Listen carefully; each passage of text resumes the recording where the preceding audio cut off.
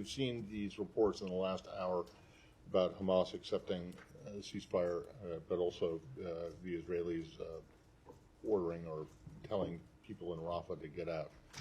What's your take on that? So I can confirm that Hamas has issued a response. We are reviewing that response now and discussing it with our partners in the region. As you know, Director Burns is in the region working on this in real time. We will be discussing this response with our partners over the coming hours. We continue to believe that a hostage deal is in the best interests of the Israeli people. It's in the best interest of the Palestinian people. It would bring an immediate ceasefire. It would allow increased movement of humanitarian assistance, and so we're going to continue to work to try to reach one.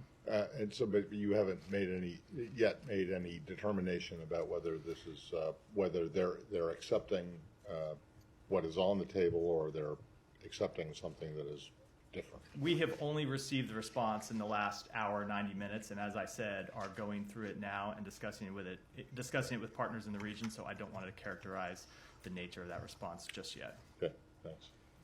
Yeah, Shannon. Can I follow up on Al Jazeera? Wait, Shannon, go ahead. Thank you. There have been some reports that from Israel that perhaps Hamas agreed to a proposal that was put together by Egypt and Qatar that was softer than the initial framework that was in the works last week. Is it possible that there has been a different proposal that the U.S. is not involved with the tracking? So I've seen those suggestions. I've seen some of those reports, and I hope you'll understand that because we are still reviewing the response that has come in, and because we are working on this in real time and trying to reach an agreement, I'm just going to decline to comment on detail about any of those reports. We're going to be discussing this response with our partners in the region in the hours ahead.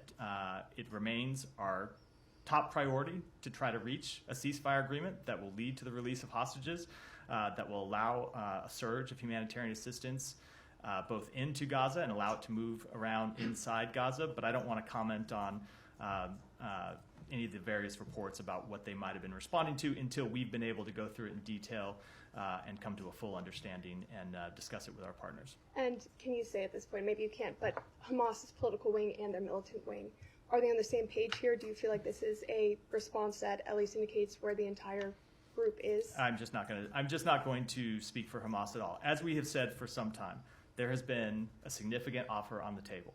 The ball has been in Hamas's court. We have made clear that they should accept that offer, that Israel made significant compromises, showed that they wanted to reach an agreement that would lead to the release of hostages, that would bring an immediate ceasefire, and we have hoped that Hamas would take the deal that was on the table. Now, as to what's in their response, what it looks like, we're going to review that and withhold judgment until we've had a chance to conduct a full review.